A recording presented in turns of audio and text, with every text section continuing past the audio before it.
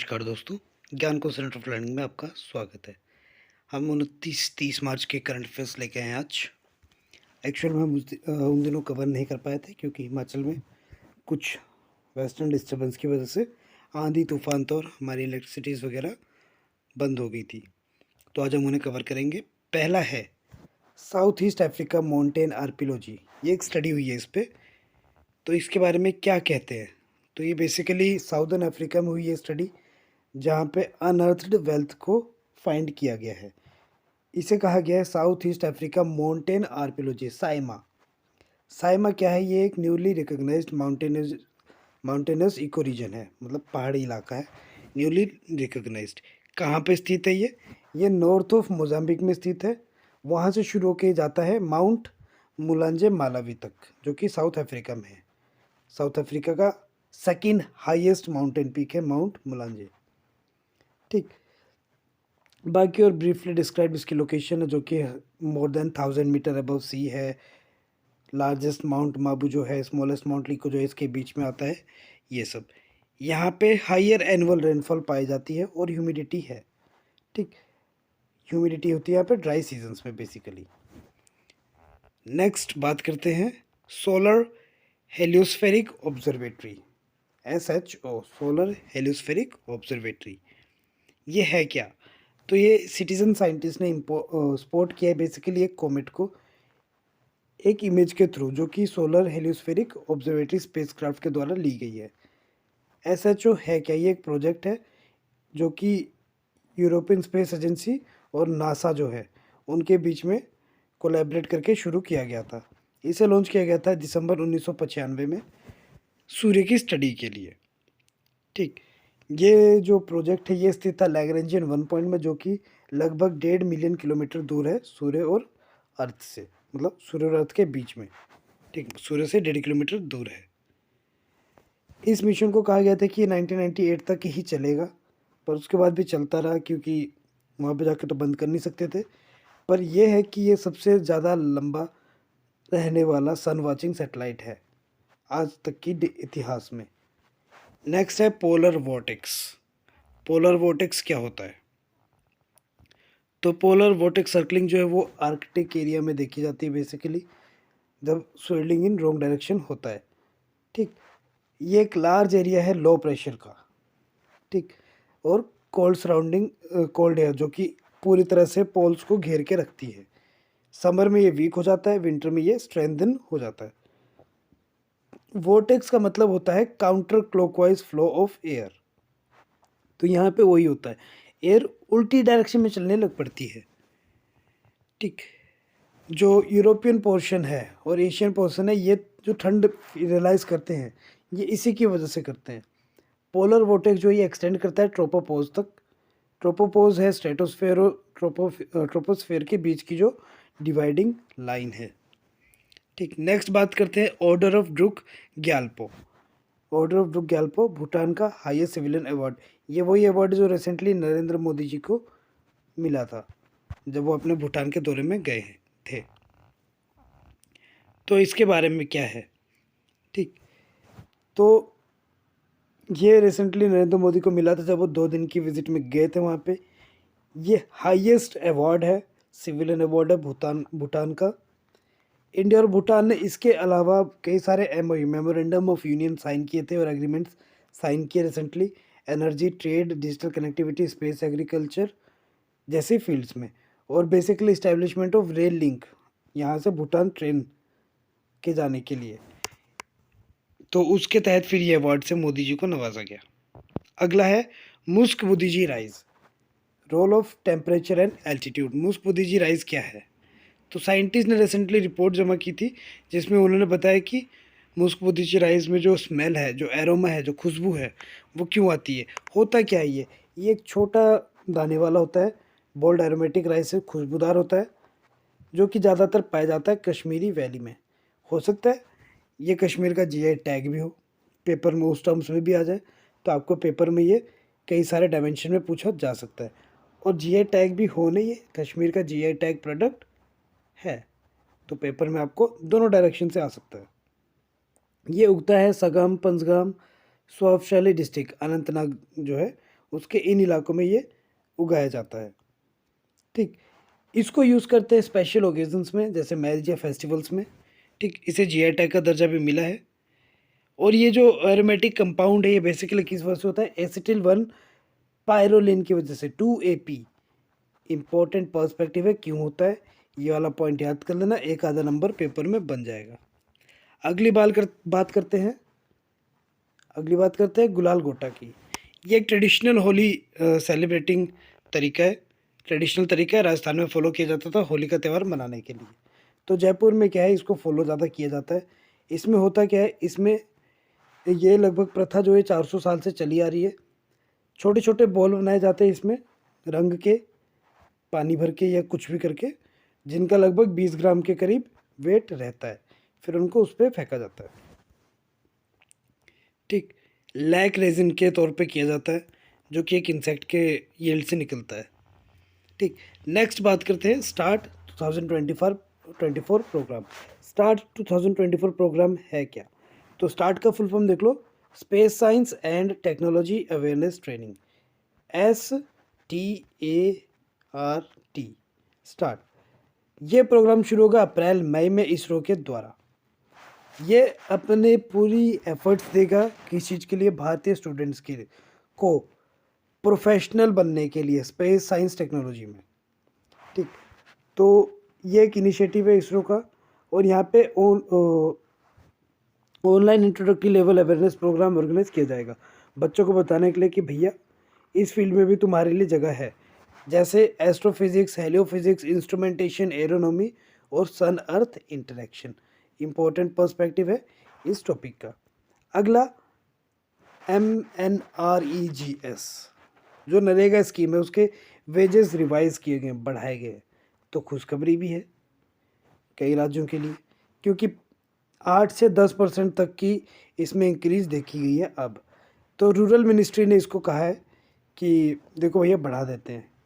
ज़्यादा किस राज्यों में चलेगी? अभी रिसेंटली शुरू हुई, तेलंगाना, आंध्र प्रदेश, छत्तीसगढ़, गुजरात, मध्य प्रदेश, महाराष्ट्र, तमिलनाडु और गोवा में। इसके अलावा बाकी राज्यों में भी धीरे धीरे बढ़ेगा। सबसे ज़्यादा वेजेस कहाँ मिलते हैं? हरियाणा में। हरियाणा में मिलते हैं 374 पर डे। नॉर्मली 300 रुपीज़ के हिसाब से मिलना चाहिए, इसके आसपास काम के अनुसार। ठीक, सबसे कम मिलता है उत्तर प्रदेश में 237। और जो रिवाइज रेट है ये 1 अप्रैल 2024, मतलब आज के दिन से शुरू हो जाएंगे मिलना। अगला extension of AFSPA in Arunachal Pradesh and Nagaland. AFSP है armed force special power act, जो कि नॉर्थ ईस्टर्न रीजन में दी गई है आर्मी को। तो मिनिस्ट्री ऑफ होम अफेयर्स ने कहा है कि भैया इस पावर को एक्सटेंड करते हैं अरुणाचल प्रदेश और नागालैंड में अगले 6 महीनों के लिए। ठीक, कौन से इलाकों में? लोंगडिंग डिस्ट्रिक्ट, चांगलांग और तिराप डिस्ट्रिक्ट्स में। ठीक, जो इसके जुरिडिक्शन में आते हैं वो है Namsai, Madhepur, Chowkham police station, Namsai district के। ठीक, नागालैंड में भी ये 6 महीनों के लिए जो एक्सटेंड की गई है, 8 डिस्ट्रिक्टों में की गई है नागालैंड की, दीमापुर, न्यूलैंड, चुमुकेडिमा, मोन, केफेर, नोकलाक, फेक और पेरेन में। ठीक, ये एक्ट जो शुरू हुई थी 1958 में शुरू हुई थी, जिसमें क्या होता है कि आर्मी अपनी सिचुएशन के आधार पे जब उनको लग रहा है कि कुछ गलत एक्टिविटीज़ हो रही है, आपको अरेस्ट कर सकती है। अब देखते हैं अगले दिन के करंट अफेयर्स। ये है United nation high commissioner for refugees, एक स्टडी के अनुसार पाया गया है।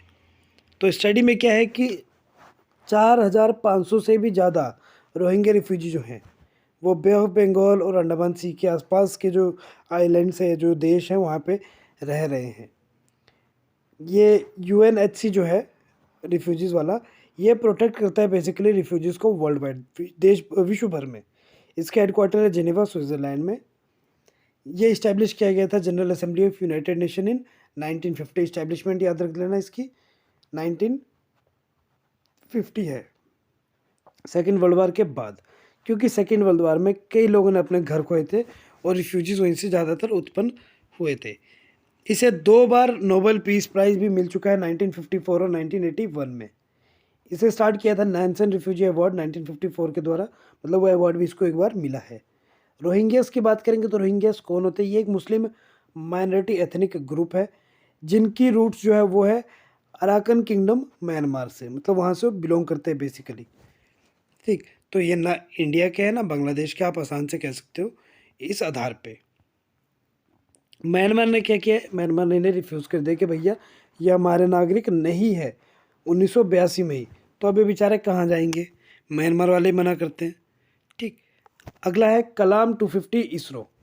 कलाम 250 क्या है, तो स्काई रूट एरोस्पेस जो है, जो leading private space tech company है भारत की, ठीक, उन्होंने सक्सेसफुली टेस्ट फायर किया है कलाम 250 को। ये एक प्रपोजल टेस्ट बेड है इसरो के लिए। ठीक, ये stage 2 Vikram 1 space launch vehicle है। ठीक, जो कि high strength carbon composite rock motor से बना है, मतलब उसमें इंस्टॉल्ड है।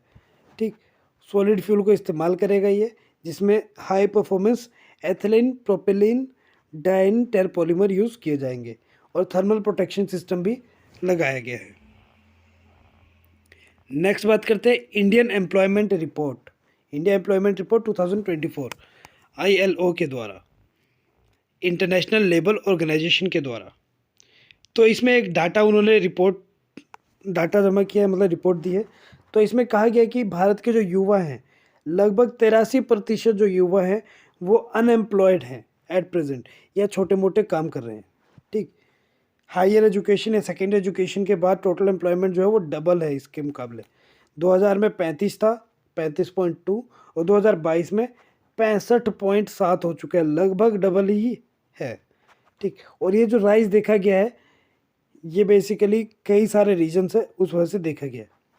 ठीक, जैसे अभी हिमाचल में देख लो, नियरली 800 to 1000 वैकेंसीज थी जो कि एट प्रेजेंट खुल रही थी, और इलेक्शंस आ गए, वो सारी की सारी अब पोस्टपोन हो गई है। तो ये एक फैक्टर है कि यार करो इलेक्शंस, बट एम्प्लॉयमेंट या एग्ज़ाम्स क्यों रोक रहे हो, वो तो चलने दो। ठीक है, नेक्स्ट आता है food waste index 2024। Food waste index की रिपोर्ट आई है 2024 की। तो इस रिपोर्ट में क्या कहा गया है, इसमें कहा गया है कि हाउस होल्ड जो है वो ग्लोब वेस्ट जो है 1 billion meals per day in 2022 के हिसाब से चलते हैं। ये रिपोर्ट डिफाइन करती है फूड वेस्ट को, जैसे फूड जो भी एसोसिएटेड होता है ह्यूमन फूड सप्लाई चेन से। ठीक, मतलब हम खा रहे हैं और आधा खा के फेंक दे रहे हो, वो फूड वेस्ट ही है। ठीक, या कोई भी चीज़ है जिसको हम उगा रहे हो, उग नहीं रही और हम उसकी केयर भी नहीं कर रहे, तो वो भी फूड वेस्ट है। ठीक, तो इसका डाटा ये दिया गया कि 2022 में 1.05 बिलियन टन जो फूड वेस्ट जनरेट किया गया था इनएडिबल पार्ट्स का। ठीक, वो 132 किलोग्राम पर कैपिटा के हिसाब से चल रहा है, जो कि लगभग 1/5 of food available to consumer के हिसाब से है। ठीक, 4 ही G20 कंट्रीज़ है और यूरोपियन यूनियन है जो कि इस एस्टिमेट को अच्छे से ट्रैक कर रहे हैं और इसको ओवरकम करने की कोशिश कर रहे हैं। फूड की बात करेंगे तो ये सस्टेनेबल डेवलपमेंट गोल 12.3 के अंदर आता है, 12 का है एक हिस्सा, SDG 12 का एक हिस्सा है। ठीक, तो ये पर्सपेक्टिव एग्जाम में आ सकते हैं। एनवायरमेंट प्रोटेक्शन चार्जेस क्या होते हैं, तो सेंट्रल पोल्यूशन कंट्रोल बोर्ड ने रिसेंटली रिपोर्ट सबमिट की थी नेशनल ग्रीन ट्रिब्यूनल को। ठीक, जिसमें उन्होंने EPC की बात करी और एनवायरमेंटल कंपनसेशन की भी बात करी। एनवायरमेंट प्रोटेक्शन चार्ज जो ये एक फंड है बेसिकली, जो कि CPCB जो है उनके द्वारा इम्प्लाई किया जाता है, ज़्यादा चलता है दिल्ली में, क्योंकि highest polluted capital in the world is Delhi. ठीक, CPCB जो है वो वर्क काम करता है IIT और NEERI के द्वारा EPC फंड के लिए। ठीक, एज पर सुप्रीम कोर्ट के ऑर्डर पे इसे रिसीव किया जाता है, जो कि एक जजमेंट से रिलेटेड है, MC Mehta versus union of India case 1985। तो ये पॉलिटी और एनवायरनमेंट दोनों टॉपिक को कवर करता है। इस केस स्टडी को देख लेना, पॉलिटी हो जाएगी, एनवायरनमेंट के लिए ये पर्सपेक्टिव काफ़ी है। PDF के लिए आप डिस्क्रिप्शन में जा सकते हैं, आपको दोनों दिनों के PDF मिल जाएंगे। कोविनेट WHO वर्ल्ड हेल्थ ऑर्गेनाइजेशन के द्वारा। कोविनेट क्या है, तो वर्ल्ड हेल्थ ऑर्गेनाइजेशन ने रिसेंटली एक नेटवर्क लॉन्च किया है कोरोना वायरसेस के लिए, जिसे कोविनेट का नाम दिया है। ये एक नेटवर्क है ग्लोबल लेबोरेटरीज़ के लिए, पूरे विश्व भर की लेबोरेटरीज़ एक साथ काम करेंगी। ठीक, जिसमें एक्सपर्ट इन ह्यूमन और एनिमल्स के बिहाफ में ये लोग टेस्टिंग वो सब चीज़ें करेंगे। ये लोग बेसिकली आइडेंटिफाई भी करेंगे और मॉनिटर भी करेंगे नोवेल कोरोना वायरस को। ठीक, जिससे कि वो पूरी तरह, जैसे उसके अभी रिसेंटली फिर देखा था हमने कि उसके कई सारे डेवलप्ड वर्जन्स आ रहे थे, वो सब पूरी तरह ख़त्म हो जाएंगे। इसमें अभी रिसेंटली 36 लेबोरेटरीज है 21 कंट्रीज़ में, ठीक, जो कि WHO के अंदर आती हैं। इंडिया की 3 लेबोरेटरीज है इसमें, council of scientific industrial research, CSIR, NEERI, ठीक, NEERI वही है जो कि ऊपर हमने पॉल्यूशन वाली देखी थी, दिल्ली वाली IIT के साथ।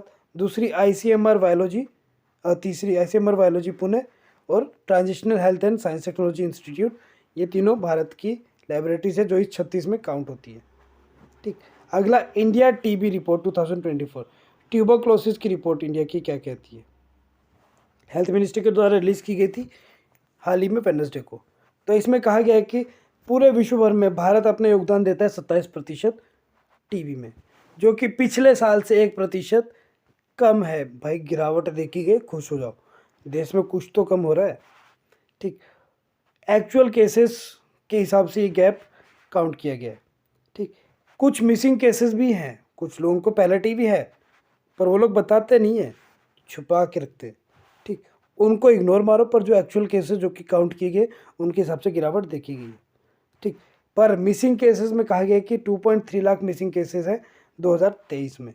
ठीक, जो कि पिछले बार के से भी कम है, मिसिंग भी कम हुए यार, ऐसा कोई लॉस नहीं है।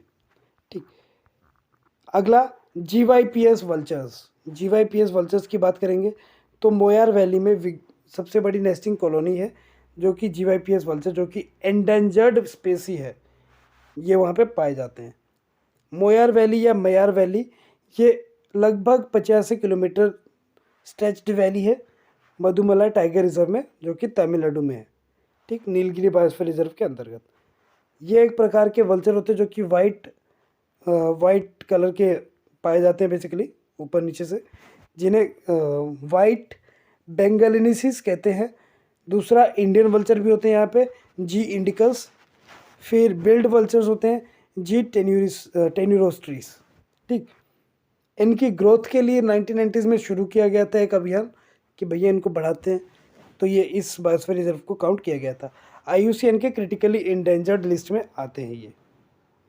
ग्लोबल बायोफ्यूल अलायंस की शुरुआत होगी है। ठीक, भारत ने शुरू किया है इसको। लीडर्स मीट में Singapore, Bangladesh, Italy, US, Brazil, Argentina, Mauritius, UAE के साथ। इन कंट्रीज़ के नाम याद कर लेना, GBA में कंट्रीज़ के नाम आराम से पूछे जा सकते हैं। ये सब इसकी मेंबर्स हैं। मेंबर्स का विस्तारित रूप देखेंगे तो ये है पूरा। ठीक, जिसमें Asian development bank, world bank, economic forum, international energy agency भी शामिल है। ठीक, और इन्होंने कहा है कि 2030 तक हम इस चीज़ को ओवरकम कर लेंगे। नेट जीरो जो हमारा है कार्बन वाला, उसको कम कर देंगे, बायोफ्यूल को इन्हेंस कर देंगे। तो इतना ही है करंट अफेयर्स में। मिलते हैं आज के करंट अफेयर्स के साथ शाम को। Thank you and have a nice day.